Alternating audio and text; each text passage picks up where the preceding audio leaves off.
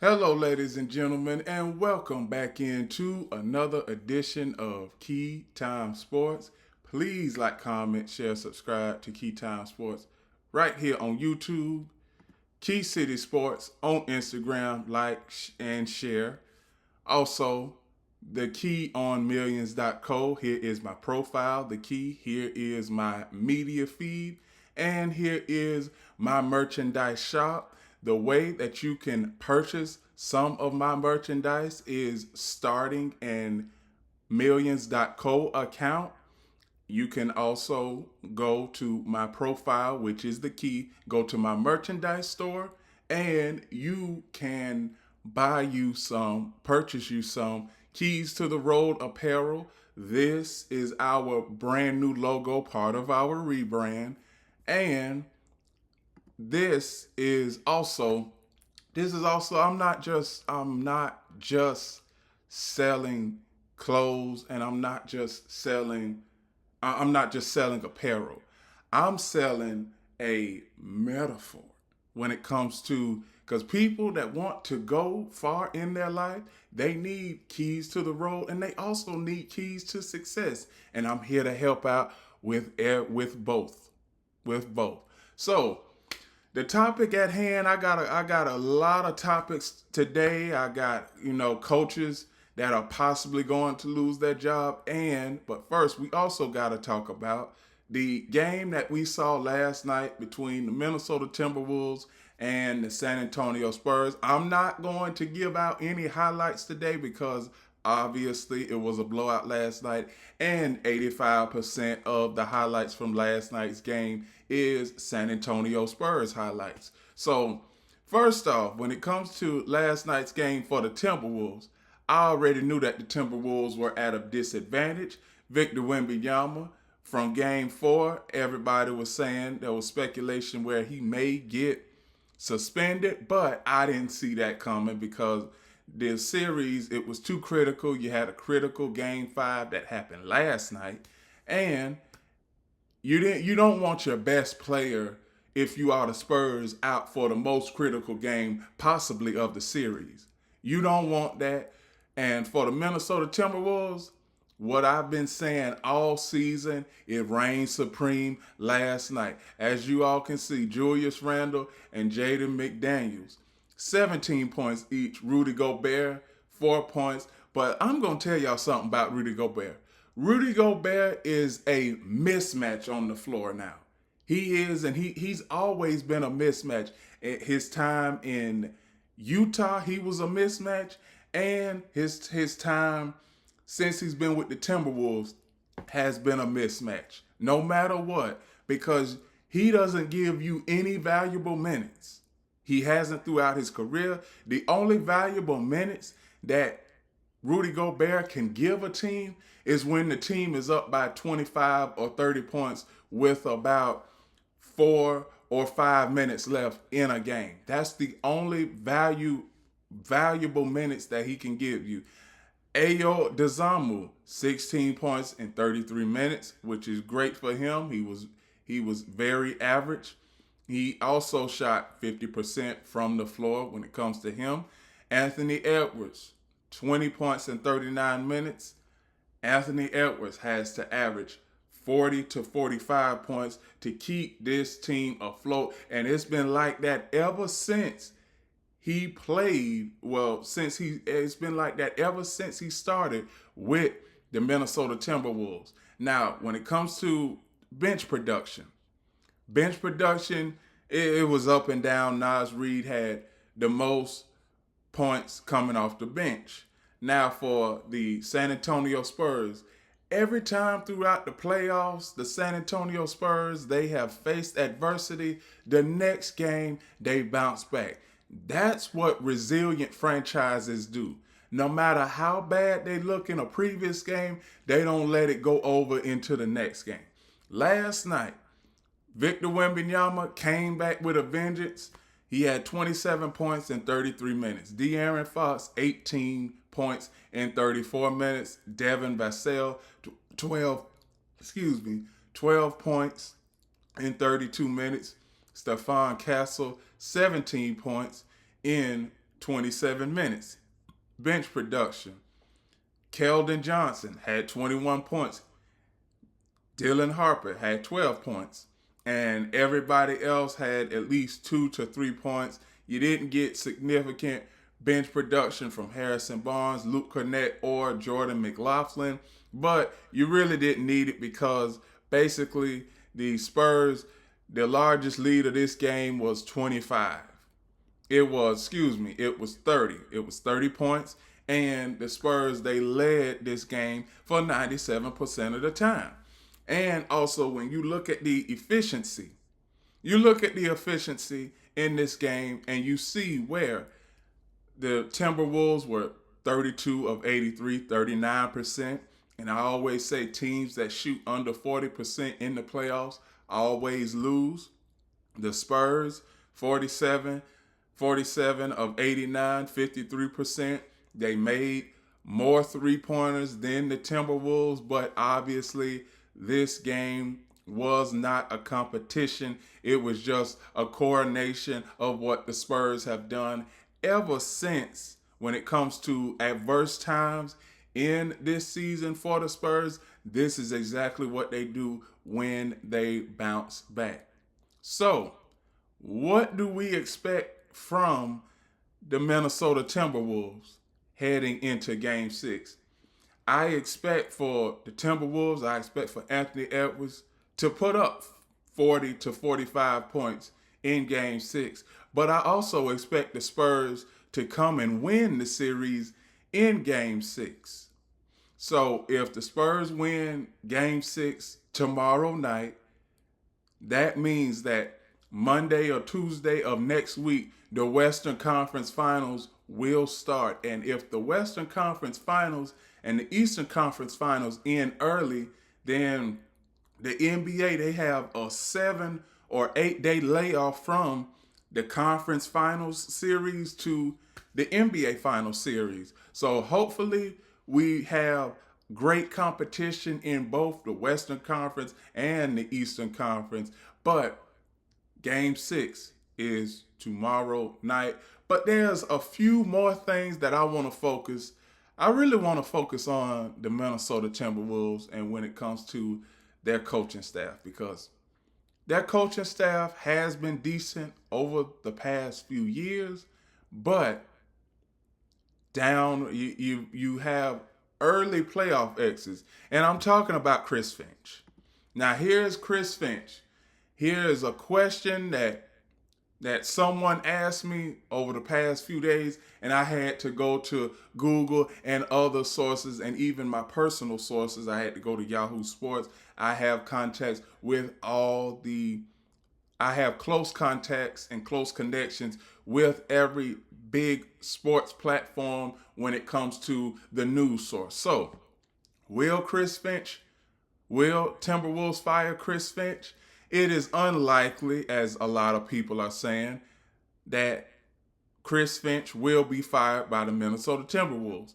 Despite some fan frustration, he received a second contract extension in June of 2024, and that ranks him in all-time franchise wins, making him central part of the team's recent success.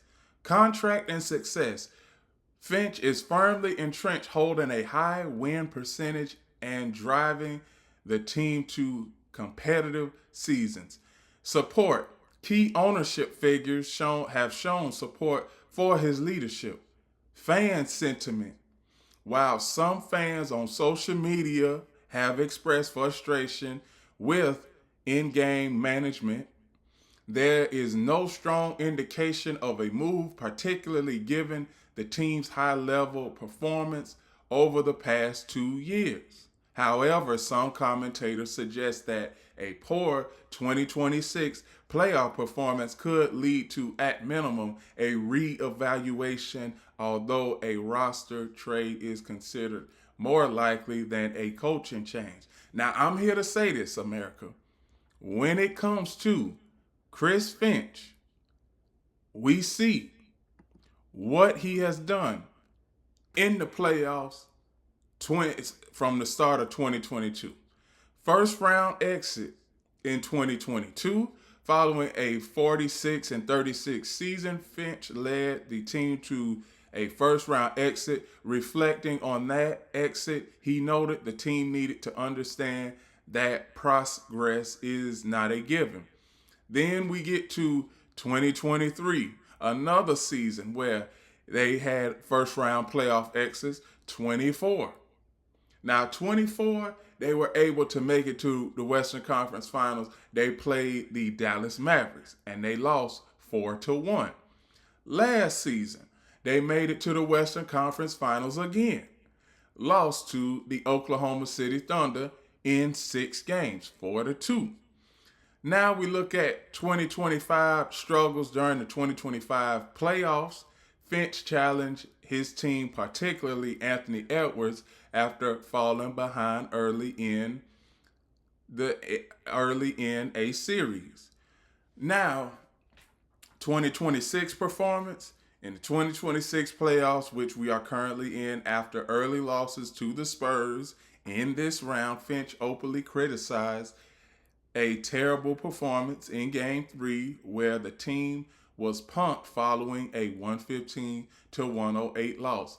Rational shifts. Now, this is where some people in the organization, they're not really agreeing with Chris Finch. Rational shifts. Finch has been known to adjust his rotations during these exits, sometimes utilizing a tight 8-man rotation that has yielded mixed results, notably a 2026 game where this strategy did not pay off. Now, I'm going to go to this. Here's the same question.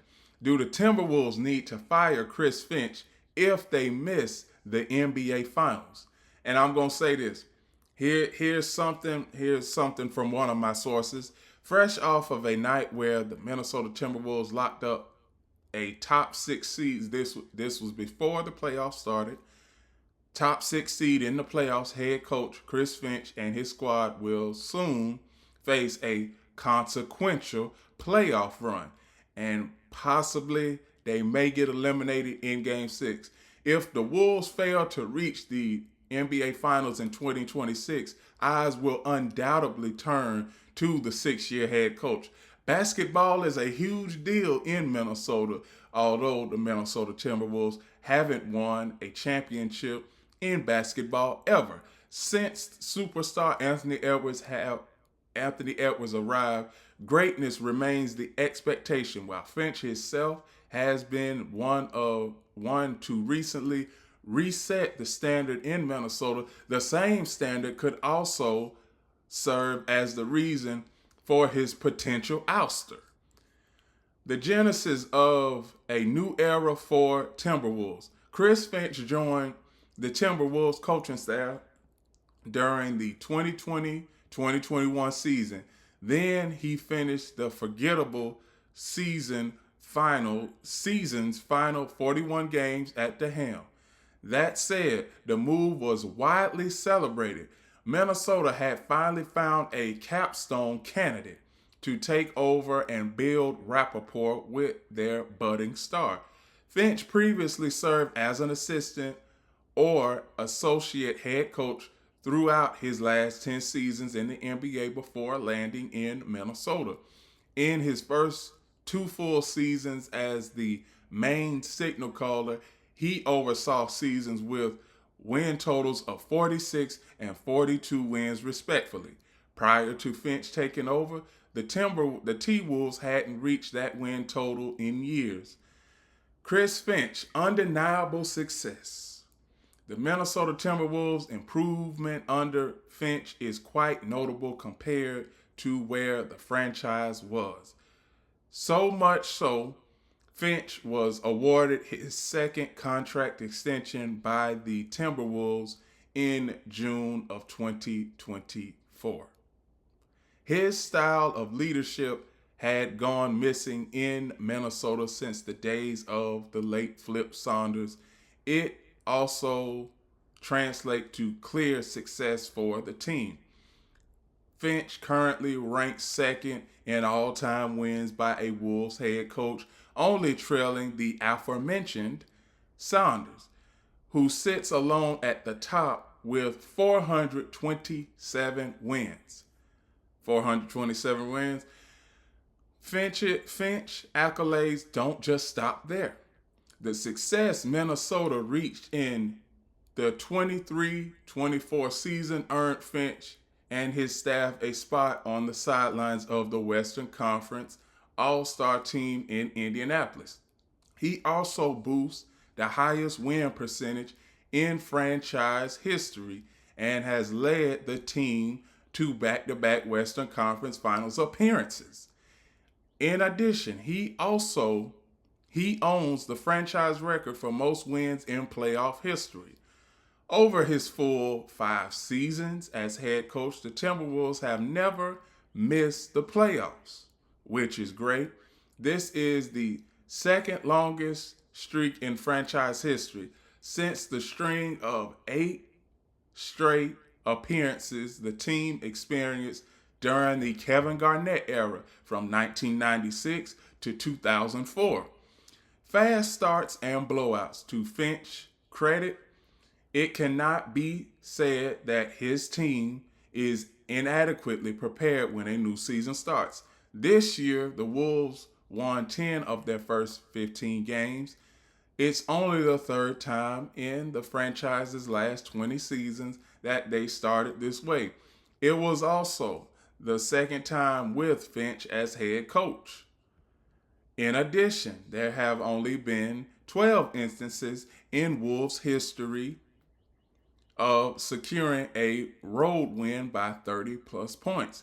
Finch has overseen 8 of them. Rational issues and distrust. Now,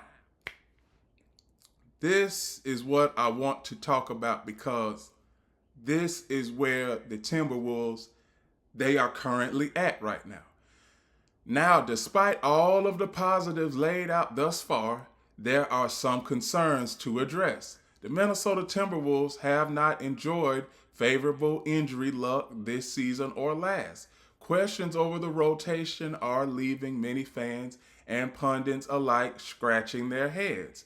Wolves general manager Matt Lloyd does an incredible job ensuring that Finch has all the tools necessary to reach the NBA Finals. With arguably the deepest roster in franchise history this season, other NBA clubs are noticing the work and results Minnesota front office is putting in.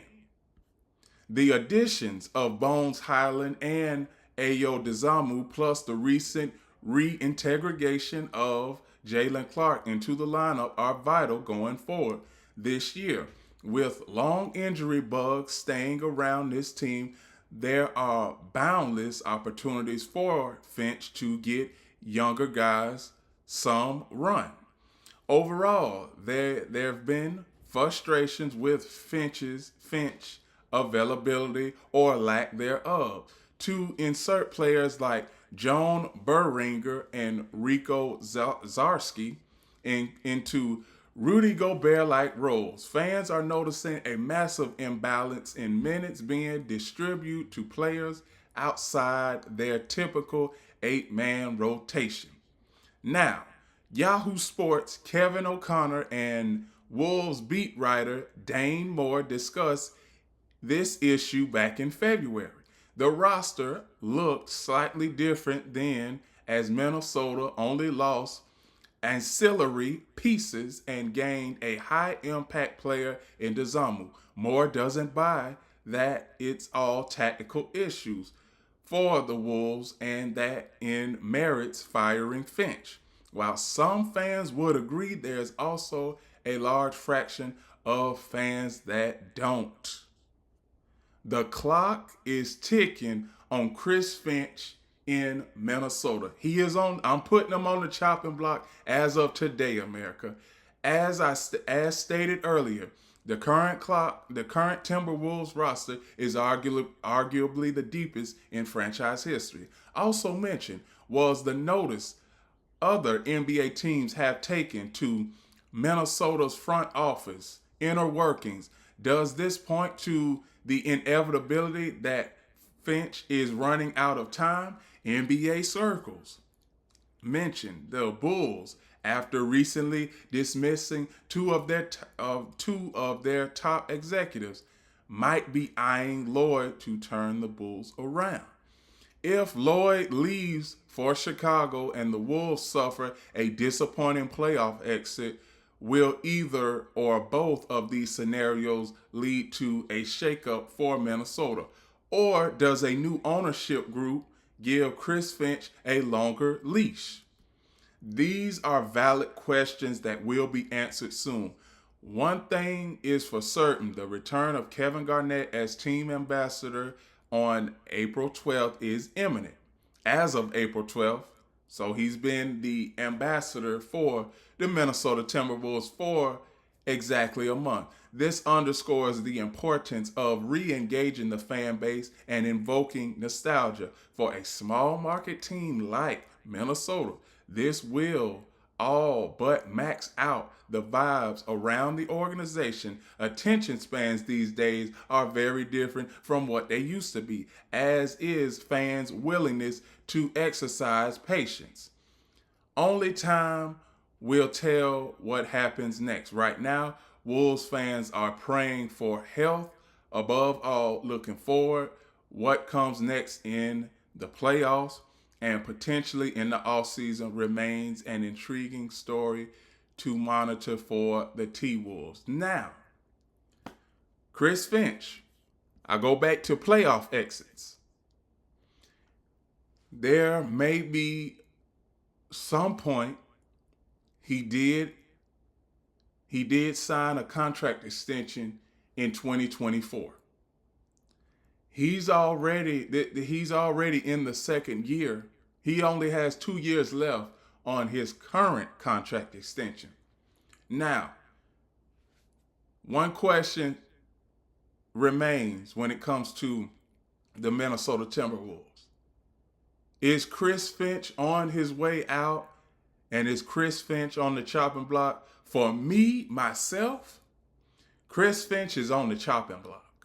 He is, and I don't know if the Timberwolves are going to let him run out his contract and coach the entire duration of his contract, but the Minnesota Timberwolves possibly may need to go into a different direction, because it's 2026 now.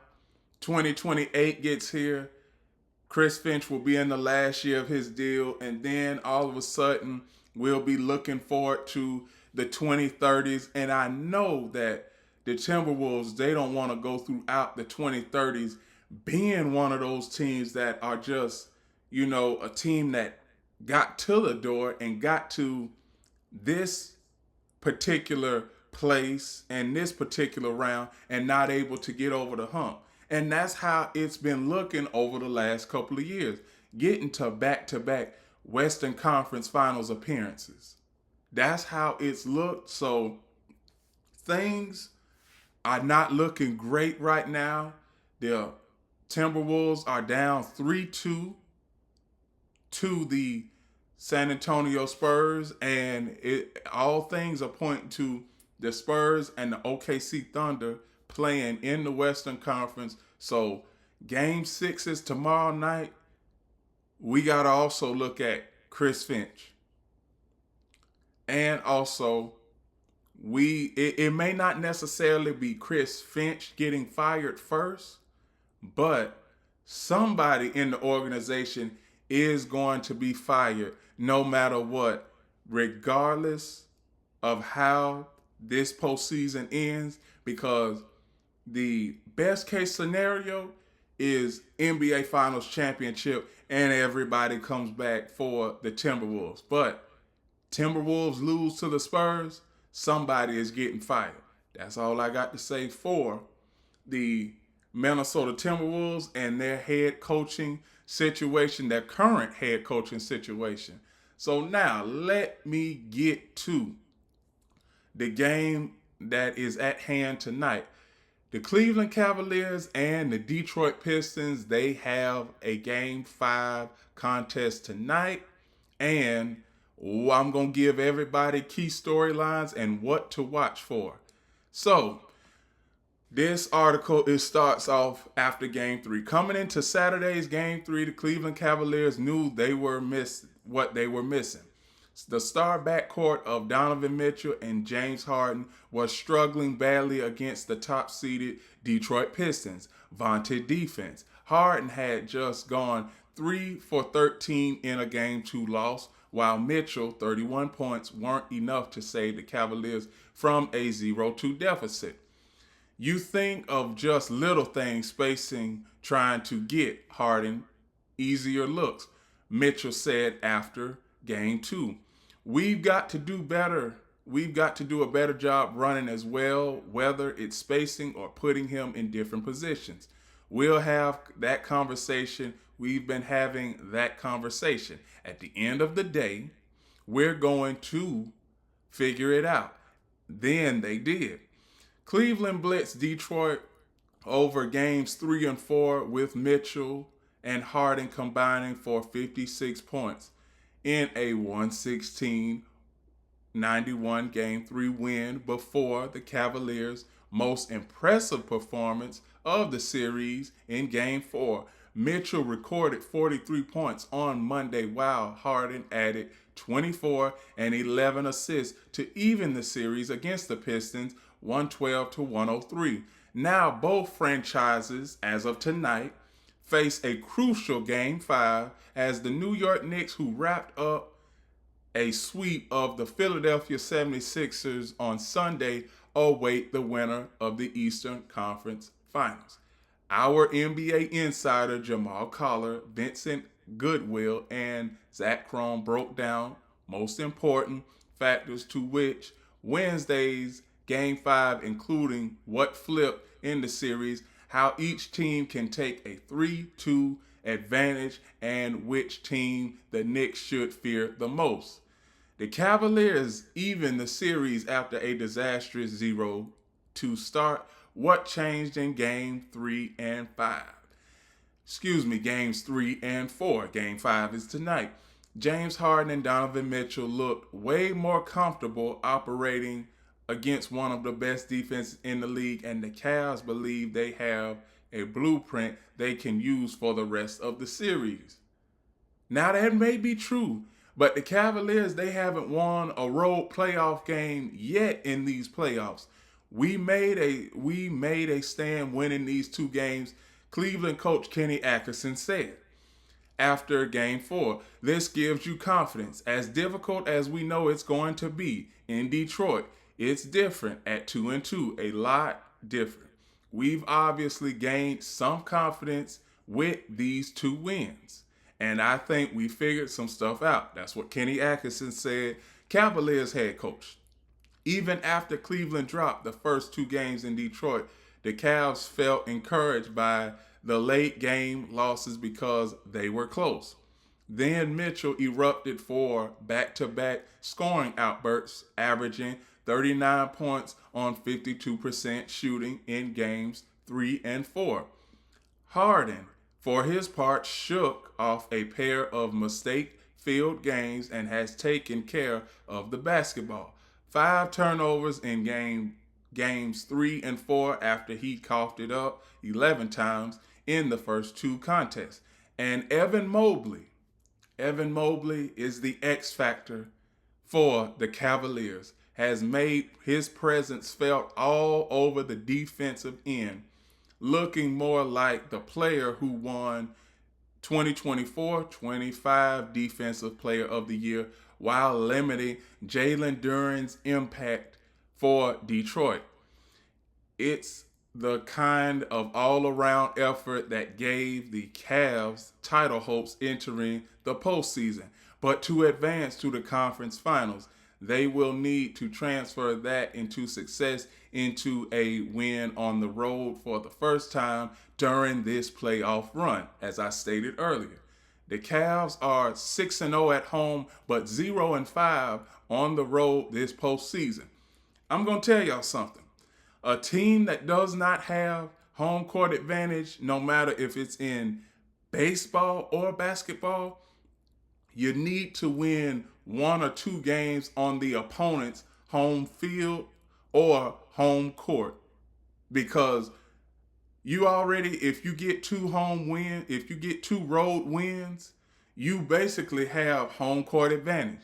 And now the pressure is on the team that has the home court and that is favored to win. So the Pistons win game 5 if they take better care of the ball.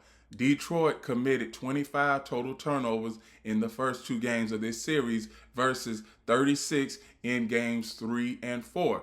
Giving the ball away was also a problem against Orlando in the first round when it lost the turnover battle 115-100 over 7 games. Simply put, the Pistons offense isn't strong enough to withstand so many giveaways. They need all the shot opportunities they can get to keep pace with the Cavaliers' more star-studded attack. In particular, Cade Cunningham needs better ball security going forward. Not just that, but he also needs help. Cade Cunningham needs help. He leads the NBA with 5.7 turnovers per game in the playoffs. The Cleveland Cavaliers win game 5 if James Harden stays hot, America. In the first 2 games, the Cavaliers' veteran point guard averaged 16 points on 32% shooting, 9% on threes, with more turnovers than assists. But in games 3 and 4, he averaged 21.5 points on 46% shooting, 50% on threes, with nearly 4 times as many assists as turnovers. Harden doesn't have the most decorated playoff track record, but he has come up clutch when needed this postseason. Just this postseason. The Cavaliers must hope that continues in game 5 rather than the trend of Harden disappointing on the road this spring. What stakes for the Pistons in this series? The stakes aren't as high for the franchise as they are for individual players. For the franchise, I'll represent a missed opportunity. It'll represent a missed opportunity it didn't think was possible. Quietly, the front office viewed getting out of the first round as a successful season rather than holding this roster to expectations of a normal 60-win team. The fact that Detroit didn't go after reinforcements at the trade deadline, preferring to let the current roster run its course, was an indication of modest expectations. What the playoffs have shown in the East is open for the taking, and more could have taken this team over the top. Jalen Duren, who had an all-NBA caliber season, is having less than impressive playoffs with scoring 10.2 points per game, dropping by nearly double digits after averaging 19.5 points in the regular season. The fall off should make for an interesting negotiation in free agency. Jalen Duren, he is not making his case for having a $60 million contract extension and not a $60 million contract extension, but I would say a $120 million contract extension with $75 million guaranteed, because that is how these contracts are being constructed right now. Because it's all about guaranteed money at the end of the day for these players, because if they get injured, that is what they focus on, the guaranteed dollars and not the duration of the contract. Now, back to the topic at hand. Azur Thompson, possibly the league's best defender east of San Antonio, is also eligible for a contract extension this summer. he is suffering through the same problems. When it comes to the offensive end, he's only averaged 12 to 14 points during this playoff run. The franchise believes it has a long runway of contention after being doormats for eons. But a trip to the conference finals would be a big endorsement of President of Basketball Operations Chayjan Landon, patient team building, and Coach J.B. Bickerstaff molding young talent. What are the stakes for the Cavaliers in this series? Everything. Now, the Cavaliers over the last 3 years, they've been to this point. They've gotten to the first round and the second round. So everything is at this point. Everything holds weight for the Cavaliers. Cleveland has not made it out of the second round since 2018. The current core led by Donovan Mitchell, who still hasn't made it to a conference finals, and Evan Mobley and Jared Allen has repeatedly came up short in the conference semifinals, which led to bold midseason move to bring in 17-year veteran James Harden in exchange for 26-year-old Darius Garland, who had been injured. If the Cavs experiment falls short of a deep playoff run again, Cleveland has shown it is willing to be aggressive in reimagining the path forward, especially after investing in the most expensive roster in the league. Losing to the Pistons will start an offseason of questions about the future of Mitchell, who has 1 year guaranteed on his contract beyond this season, as well as the pairing of Mobley and Allen. On top of that, a decision on Harden will be seeking a new contract this summer. Looms large amid the direction of the franchise under Kenny Atkinson. The Cavs aren't just trying to win a second round series, they are trying to flip narratives surrounding their most important players. So, we are going to get to the final topic of this segment when it comes to which team does the Knicks want to play.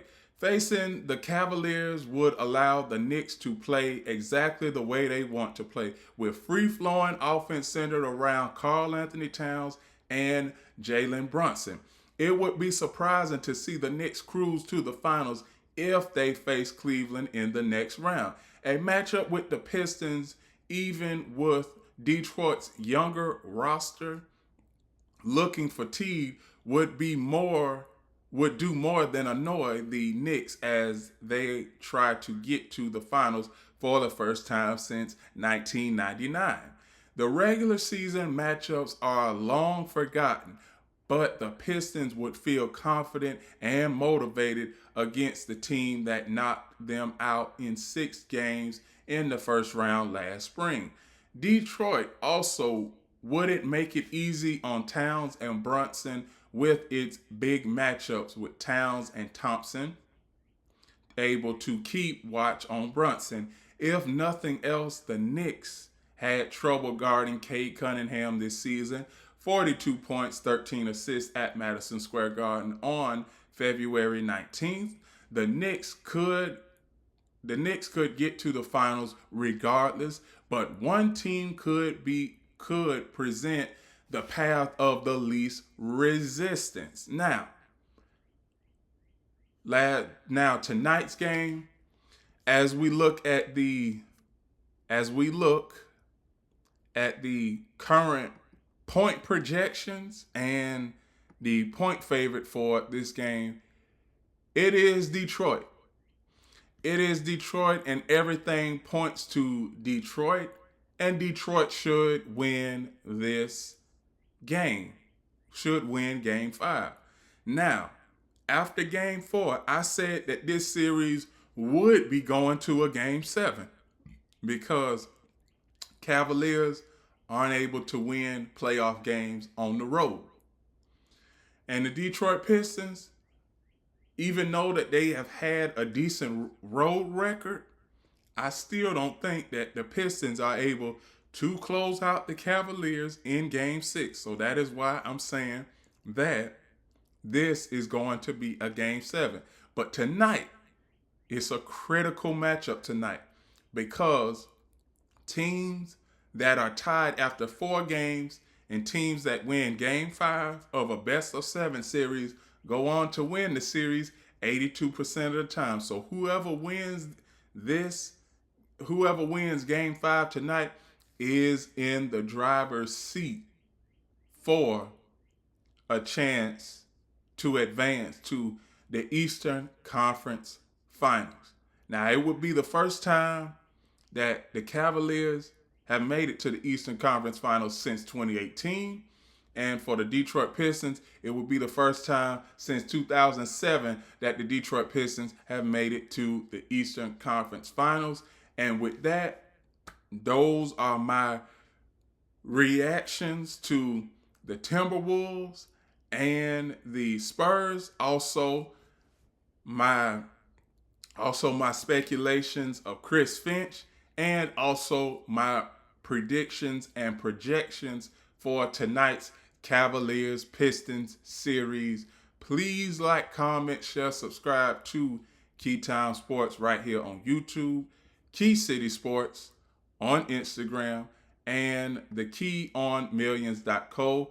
Here is my merchandise store. The way that you can have access to my merchandise store is creating you an account on Millions, going to my profile, which is the key, going to my merchandise store and purchasing you some Keys to the Road apparel. This is our new logo, part of our rebrand. And also all processing, shipping, and handling is taken care of. Here is my media feed for all of my different sound bites, clips, and segments from previous shows. And remember, everybody, one last thing, the key is always on time.